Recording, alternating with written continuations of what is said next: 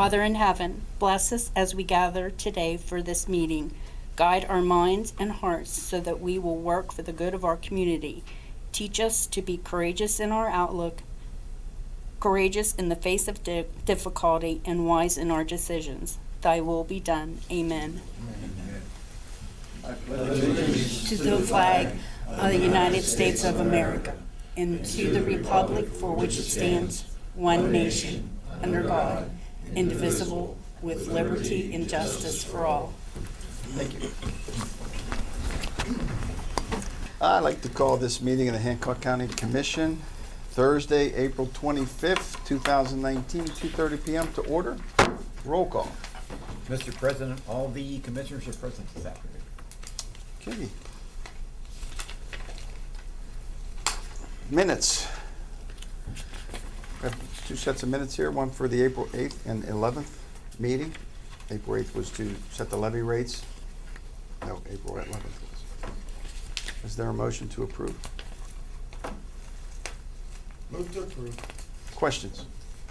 All those in favor? Aye. Aye. Motion carries 3-0. Okay, we have one government presentation. Mark Henny from the BHJ Metropolitan Planning Commission.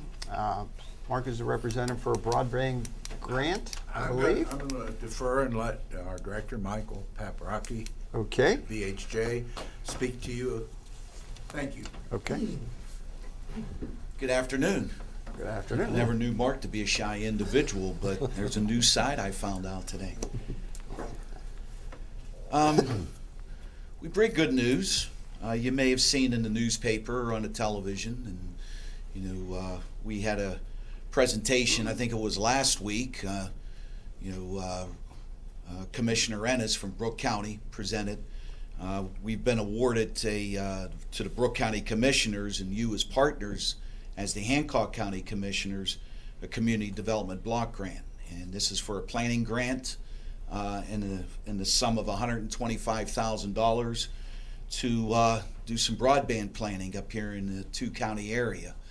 And this will also be in conjunction with a similar grant down in Belmont and Ohio County, which will be part of our partnership. We've been in touch with the Broadband Committee, correct? The Broadband Council. And they'll be coming up in the next few weeks to give us some guidance, and there's a couple webinars that they want us to look into this. I think between Mark, Adrian Ward from our office, and Aaron Dennis put in a lot of hard work with this. And I know Mark took many hours with you gentlemen up here as well as down in Brooke County. So thanks to our perseverance, we were successful with this, and hopefully this burns up into greater things. So any questions or concerns or? Nope. This is to do the study. That's it. See our That's weaker right. areas. Right. And Right. every time we look at these advanced grants from USDA or other sources, first thing they ask for, on what page number and where's your planning grant? Where's your planning document? So we finally got forward on this. I might say, West Virginia in itself is quite far ahead on this than a lot of other states around us in Pennsylvania and Ohio. So, sometimes people like to bash West Virginia for certain things, but I got to give a hand out to them. They're doing a fine job with trying to do broadband, development and so forth. So, thank you. Thanks. And I think, Mr. Paprocki, the Yeah. big advantage to that too is, and I know in the last couple of years going down Charleston for our seminars, Senator Capito and Senator Manchin have been real hard on the federal end to get connected in West Virginia because definitely. we're pretty good up here, but there are other states of the area that have no internet. And so I think that was a timely thing to get that study done to see what we can get up here. And just to add on to that, Senator Capito is in a very strong position, to help out with this in the Senate, being on the Ways and Means Committee there, So, she's really got herself into a nice, powerful position there. So that's a good point. Yes. Good point. Thank you. Okay. Thank you, Ms. Paprocki. And Mark, thank you for your work. I know you were the Thank backbone. you. And I'll be up soon to see you, bring some folks to talk to you about some broadband, but people that do this stuff, really. I know you're interested in touching base with as many people as you possibly can. Okay? Thank you, guys. Thank you. All Thank you right. very much. Citizens' remarks? There are none. Okay, correspondence. I have a letter in our packets from Kim Weaver, Executive Director, the Weirton Christian Center, funding request in the amount of $5,000 for the program for at-risk children. Is there a motion to make this letter a matter of record? Move to make the matter of record. Okay, any questions? All those in favor? Aye. Aye. Motion carries 3-0. George Hines, President of the New Cumberland Garden Club, funding request in the amount of $1,180 for the purchase of a Gold Star memorial marker. Gentlemen, I think this is a total cost for this, and I think he's just looking for a donation toward the cost of this memorial marker. I see Is that there- they've raised $300 at this Toward point. it. Towards it. I move that we contribute an additional $300 towards the marker. Okay. Is there any other questions? I would like to make a comment that they did a really nice job raising the money and getting the Blue Star marker, which was the first ones, I believe, here in Hancock County. So this one here will be their first one for the Gold Star memorial that they'll be putting down there also. Okay. Yeah, and it'll be located at Hines Park on Route 2 in New Cumberland. All right. All those in favor? Aye. Aye. Motion carries 3-0. No tabled. No old business, new business. All right, in our packets, we have 3 applicants for the Hancock County Parks and Recreation opening. We did interviews this morning. Gentlemen, if there's an individual that you would like to nominate, we'll accept that. I make the motion that we nominate Connie Mason for that position on the Hancock County Parks and Recreation Board. Is there any questions? All those in favor? Aye. Motion carries 3-0. I think Connie will be a great asset to this position based upon her interview, so thank you for that. Consideration to appoint an individual to the Northern Panhandle Community Criminal Justice Board. We had 2 applicants, and we also interviewed those 2 this morning. I move that we appoint Tommy Ogden to that position. All right, is there any questions? I'd just like to say we had some great people come in again for some interviews and taking their time into coming in for those positions. And to go along with that, Mr. Ogden actually has a degree in criminal justice. I think he could be a good asset to this position. It's filling the vacancy by yours truly. All those in favor? Aye. Aye. Motion carries 3-0. State Auditor. More money.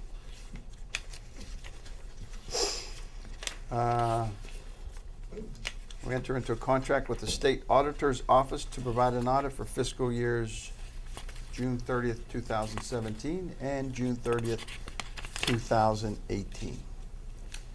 Is there a motion to approve? Move to approve. Questions? How much will this end up costing, Karen? It's almost 62,000. I was gonna say 30-some a year. Close. Yes, sir. All those in favor? Aye. Aye. Motion carries 3-0. County clerks. Mr. Foley, I'll leave this to you.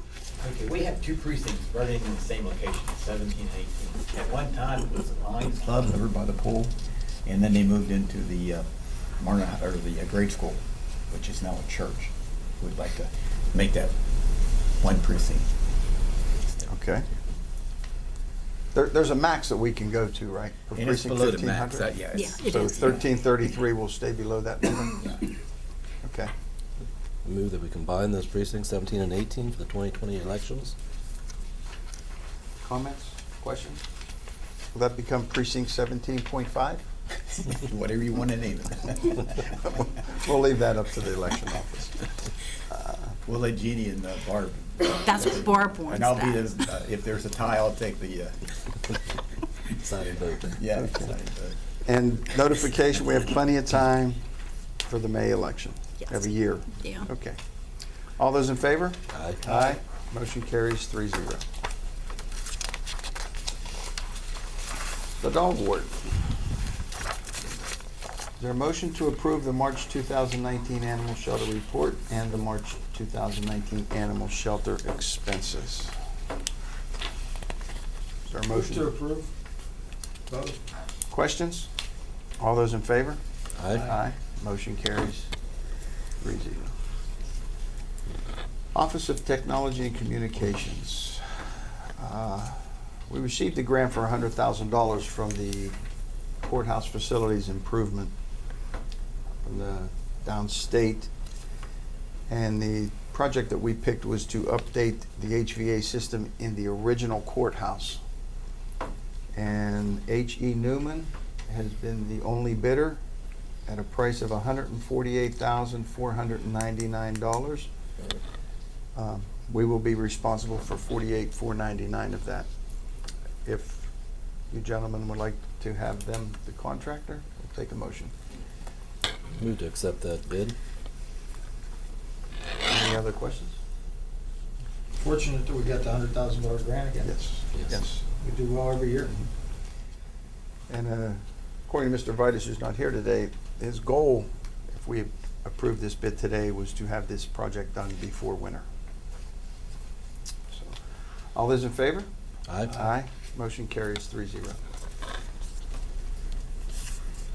Consideration of approval of a grant award contract for the 2019 West Virginia Spay Neuter Grant Program through the West Virginia Department of Agriculture in the amount of $7,000. Move to approve. We received this grant along with several other animal facilities in the state, and this will be great to be used towards spaying and neutering, maybe reduce the population of animals, particularly feral cats. All those in favor? Aye. Aye. Motion carries 3-0. Consideration to pay Stephen Dixon for his accrued vacation days. Move to approve.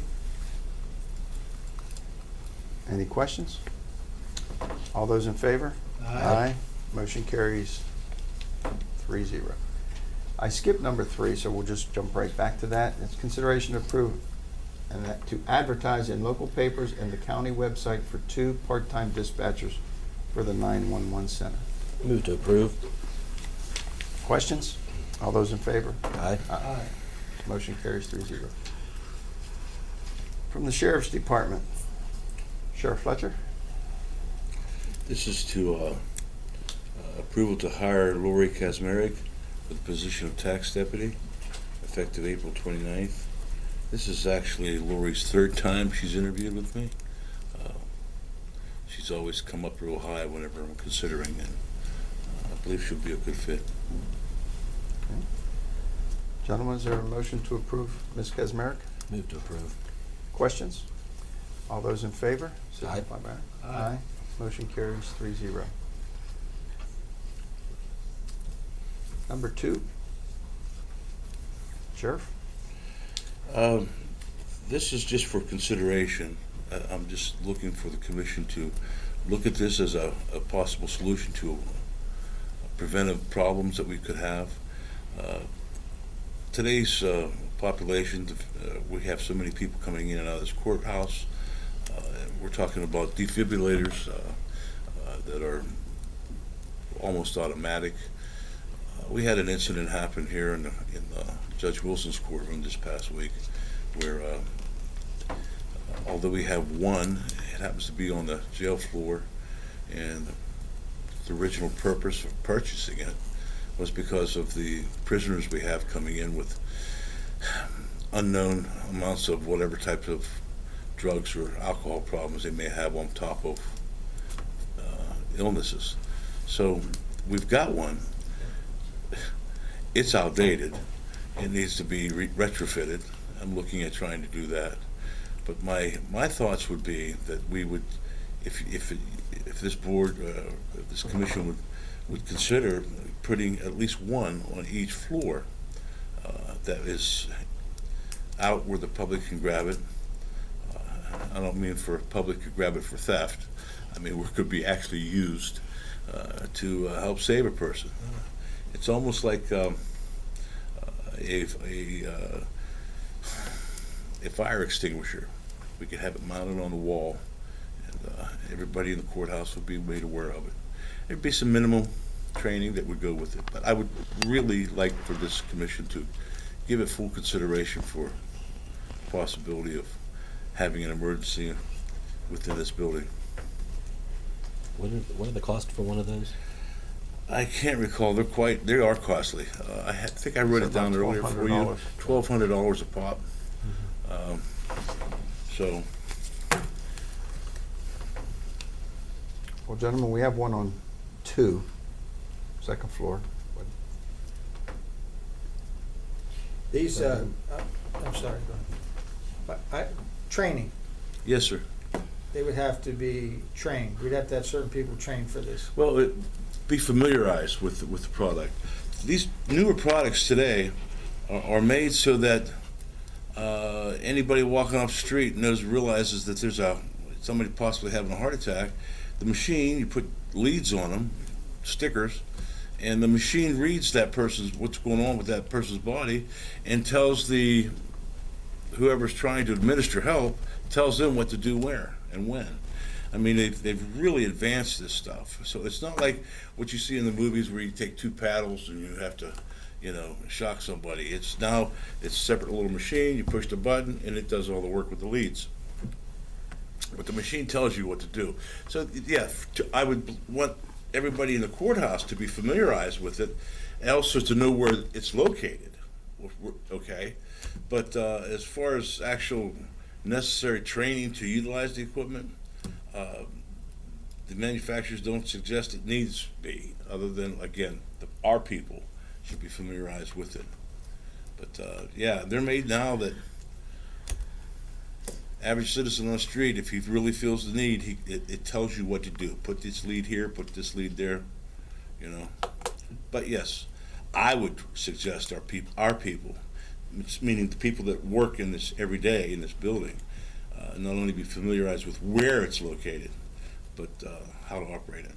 Sheriff, do you know offhand the ones that you've looked at, the life expectancy of those particular models?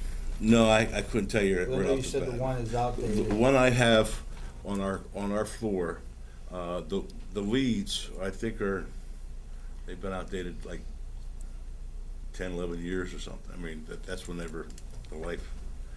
It's operable, it's charged. We just need to retrofit that one. And I'm hoping that the manufacturer can. I don't know that. I wasn't here when it was purchased originally. I don't know the method, it was how it was purchased. I know the reasoning. But of course, all money comes through this particular body anyways.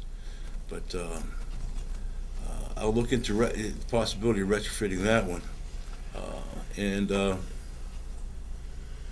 Because I would prefer it be used or kept on the floor for the original reason, I'll tell the commission that I would be very happy to look at it purchasing through concealed carry or repairing it through concealed carry if you, gentlemen, would consider the other 2 floors. Well, I'll make a motion that we purchase 2, one to set between this floor and the courtrooms, and one to set on the main floor to take care of the basement and the assessor's office. And we'll get those in as soon as we can. And if yours cannot be retrofitted, be up to you to decide whether you need the 3rd one or not. Is that fair enough? Yes, That will thank give us you. one on each floor. Yes, that's So- the goal. We'll purchase 2 now, and the question will be whether yours can be retrofitted. Thank you very much. Any further questioning? All those in favor? Aye. Aye. Motion carries 3-0. And your last item. We've been discussing our cruisers and the equipment in them for several months. One of the things we all discussed was a lot of the radios we have, and cameras that are in the cars have been reused throughout the service, to where they are now so outdated that we can't get parts for some of our radios. So since we're looking at the 4 new cars that we're looking to purchase, we all discussed that the need of, instead of trying to Band-Aid what we have, is to start upgrading our fleet with at least this purchase of these 4 cars and put new equipment all the way around through it. Now, one of the things we also are looking at, and this commission's agreed on, is to have a company, and the name of the company slips me right now, to do installation for all our other equipment. What we GFX. learned, was it again? GFX. That's it, GFX. What we learned recently is we can purchase locally this equipment that we're asking for, like we have done and expected to do, but I could ship it to GFX and they'll install it, which means less holes being drilled in the wrong places and scrape wires and shorts out of,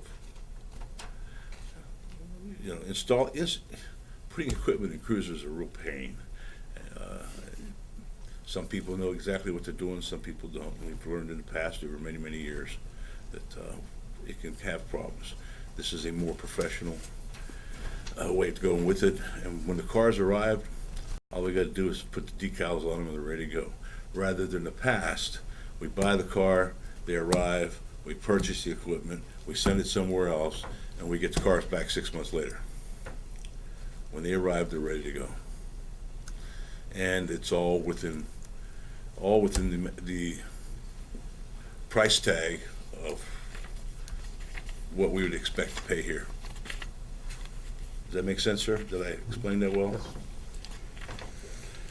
Also,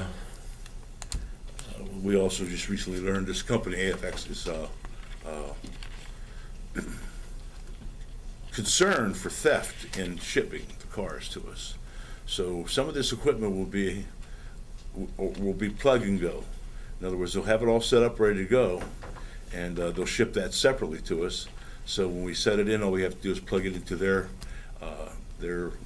lines, etc., wire, and again, much easier, much more professionally put together instead of splice and dice and black tape, as I've seen in the years before. So the cruisers get sent to GFX? Yes, straight from the manufacturer. They do all the wiring? They do it all. Drilling, everything? All the drilling, and that's what they do exclusively all over the country. So, for instance, just to put in a spotlight, if you don't know exactly where you're drilling that hole into the frame, all right, you could be setting that car up to fail, because that's structural part of the frame, through the window frame portion. You really need to know what you're doing, and we've been very fortunate in the past. However, I have seen some where they've made a real mess in the past of trying to retrofit some equipment that we need. This comes all ready to go, but I'm looking forward to this, having it come this way. Again, if you all know, how many times, Mr. Barnaby, have you come out, you get cruisers yet? We bought them 4 months ago. Then the next month, did you get those cruisers yet, Sheriff? We bought those 5 months ago. We shouldn't have that problem this time. Okay. When we need some time, we don't have it. We'll work on that for you too. So is there a motion to approve 4 new car radios, 4 new in-car cameras to replace outdated equipment in current vehicles? What is the actual in-car camera? What is that used for? What is it designed for? That's the camera that shoots out the front window, hit the lights, the camera turns on, you can set it off separately, and that's saving a lot of things. That's saving a lot of litigation. It's designed to be the eye, to watch the officer and what he does. It's all good. I actually got to see a CD on that, yeah. Yeah, I remember your hands were spread across the hood, weren't they? No, it wasn't mine. Could have been a family member, but it wasn't mine. So, is there a motion to approve? Sheriff, you just ordered the cruisers, did you not? Yeah, I just ordered the cruisers. We have to, we don't have a date when they're going to be actually in production. The cruisers nationally are in production as we speak, but of course, depending on whenever you put your order in, and we managed to put our order in sort of last minute. I think we have 45 minutes to go before they shut down the orders. But yeah, so I'll be able to get more information as far as when we can expect delivery. But again, the delivery is going to go from the manufacturer to GFX. All right, so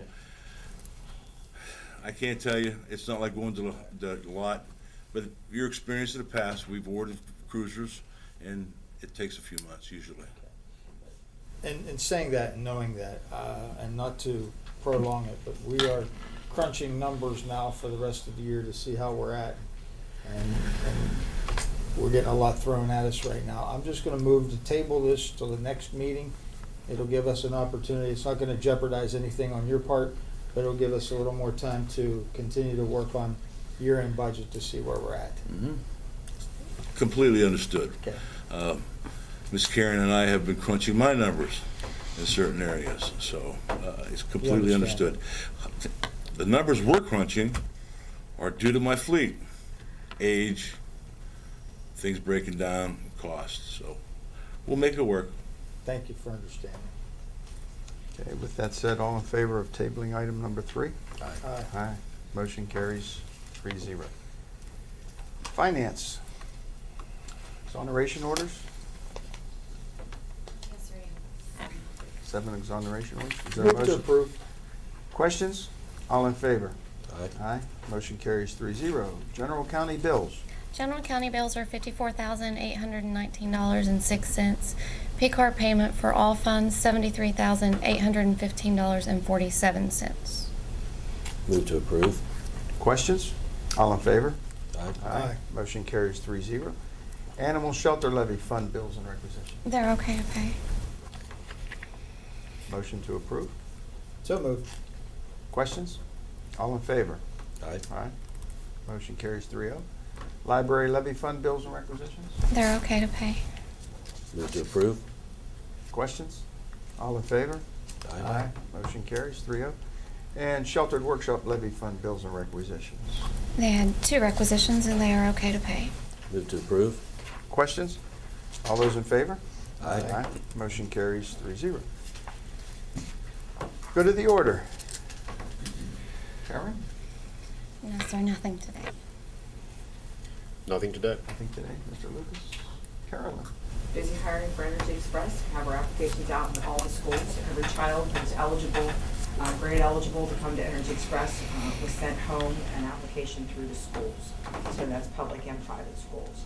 And we are hiring our staff, and I'm looking at the resumes that I received for the intern positions now. Okay, thank you. Mr. Wright?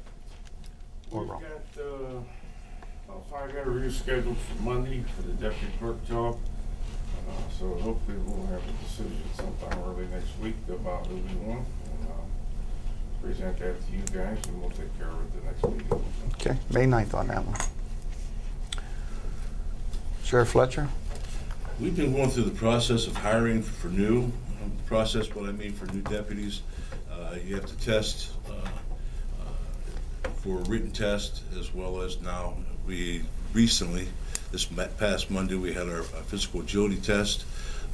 We're now at the point, I should say, in the process to do background checks. I spoke to Mr. Foley, and as you know, Mr. Foley acts in between the civil service and my office, and he's provided me with the next 3 names to hire. We have 2 openings within the department, and the 3rd opening is the PRO officer from out of the Board of Education's budget. So we're moving forward toward that. No hires yet, but background checks usually take at least a couple months. Okay. Elections office? Nothing. Thank you. Nothing? Mr. Foley? Nothing. Clerk? Nothing? Mr. Cowie? Yes, Mr. Cowie? There's one thing I would like to go back on. Approximately 2 weeks ago, or 2 meetings ago, when Mr. Rosnick was here, he made a comment and asked us about signed contracts with our pet stores, things like that. And I was told from our officer, Nicole, that we did have signed contracts. And I found out it's not quite that type of a setup of contracts, and I was going to turn this over to Mike to see if you could clarify that a little bit more for me. What they do with, in terms of, I think the question went to when the shelter sends out animals to these retail outlets or to rescues, things of that nature. Mr. Rosnick wanted some type of proof of contract regarding spay and neuter. Now, without getting into the weeds on the spay and neuter law, which quite frankly he's incorrect on, but the bottom line is when they go to a retail outlet, let's say for example like a PetSmart, that's still the shelter's animal. The shelter has to send out workers to that facility to care for it, clean up after it, etc. And if the animal is adopted, sold, the money comes back to the shelter. The retail outlet makes no money off of that sale. When it goes to, so I guess the question more towards, Mr. Cowie, what you're speaking to is the rescues. What we have are like basically agreements, acknowledgements from these rescues, which are basically, they're not a quote-unquote shelter. They're not a public shelter. They're like a private rescue. But they are often bound by the same types of rules and laws regarding spay and neuter. We have an acknowledgement that once that animal is transferred to that facility, it becomes essentially the property of that facility. So it is responsible for the care, custody, and control of that animal, including spay and neuter. So, for example, if it goes to another rescue, if it's going to be adopted out, that facility must make sure it's spay and neuter. Mr. Rosnick, I'm assuming his question is, well, how are we making sure it's spayed and neutered? Well, state laws, certainly in Pennsylvania, require that. Rescues are often bound by guidelines that they spay and neuter as well, because that's the whole point of their organization, to make otherwise they fill up. Same issue we were having before with all this wait listing. We have to make sure these animals, that the stray animal population is controlled. So what we do in terms of a contract is basically an acknowledgement with each, not per animal, but per facility in regards to rescues, that you understand that this is your animal if we send it to you, or these animals that we're sending to are yours, et cetera, and that's how that's handled. I think Mr. Rosnick was concerned with per animal. It doesn't work like that, and that's what Ms. Faluzas was saying, is that, look, there are contracts, but they're not per animal, and I think that's where, and also the retail versus the rescue, there was some confusion there, and that may have been what contributed to that, but that's the issue. So there are these basically contracts where they acknowledge us, they were assuming full care and control and whatnot. That is the contract per se in that situation. Okay, I appreciate it. Which is, by the way, is not required under West Virginia law. Right. That's part of the issue he's wrong about. Thank you very much.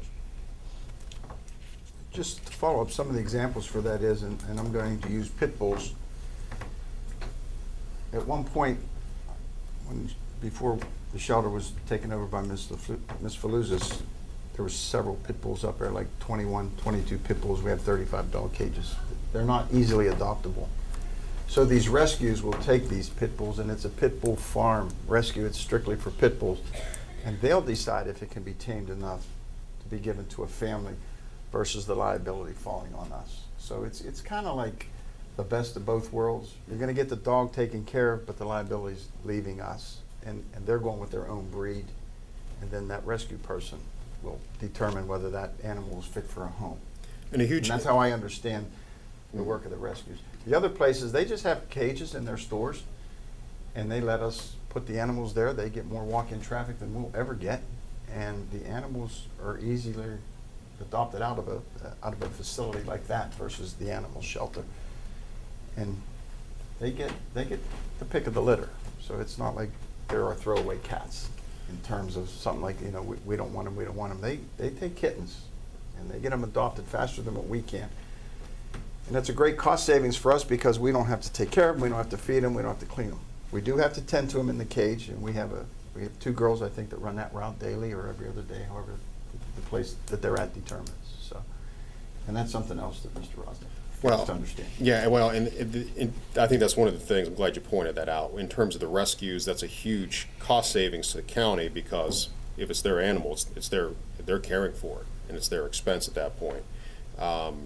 So that's off of the county's burden, and it keeps maybe the biggest thing, it keeps the shelter, the animals coming out of it, so that more can be brought in, so they're not filling up, not being warehoused, and not being waitlisted. You can't.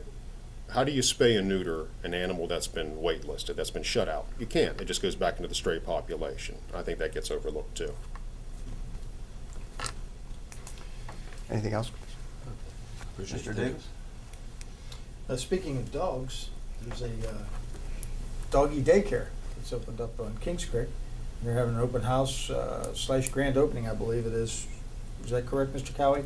I believe it's some kind of a animal or a carnival, they're calling it, something like that, for the animals and that too. Yeah, that's this Saturday, Correct. 11 o'clock, 11 to 2. So if you're out and about, stop by.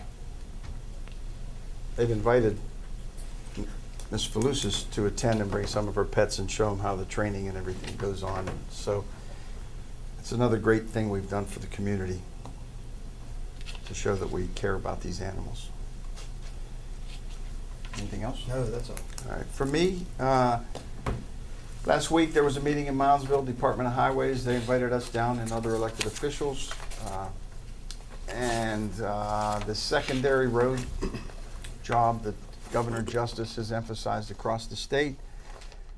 I presented this to both newspapers here. The projects that were planned for Hancock County supposedly to be completed by June 30th of 2019. There's a list that will be done in-house, done by the District 6 in Hancock County, and there's 4 jobs that are to be bid out. And those were the priorities, not set by us, not set by any other elected official. That was set by the Department of Highways, including our District 6. And I think the commission itself is, along with the residents, that we are fed up with the roads too, but we have no control over that. We do get the phone calls and we do respond to them. It's not ours. We're not consulted on anything. So we are at their mercy. And in their defense, at one point in the past 2 months, they were 19 men light. When I understood yesterday, they've actually made maybe 8 or 9 hires.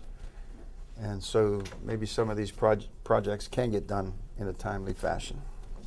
So that's it for me. We're talking about the gentlemen that work on the road crews themselves. Yes. But that doesn't have anything to do with the paving projects.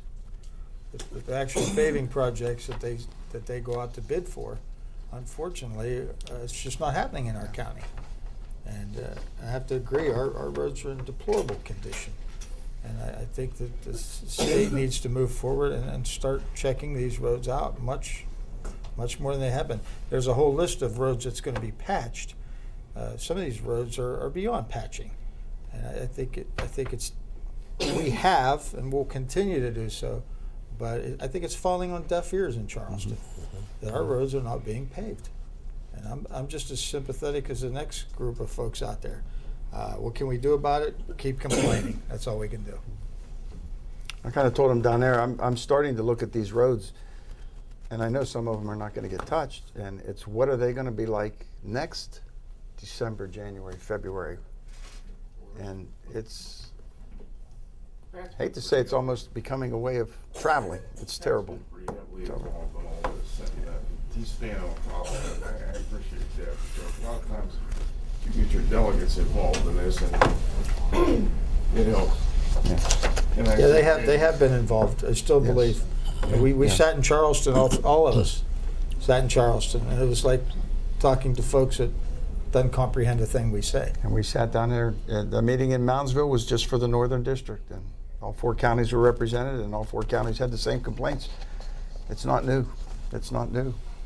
I wish they would learn to start listening to our delegation, because I think they do a good job at Good news for complaining car about. dealers. Right?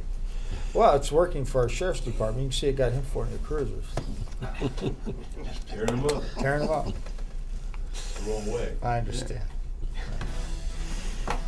So our next meeting will be May 9th at 2:30 PM with no further business to be taken care of. I declare this meeting adjourned.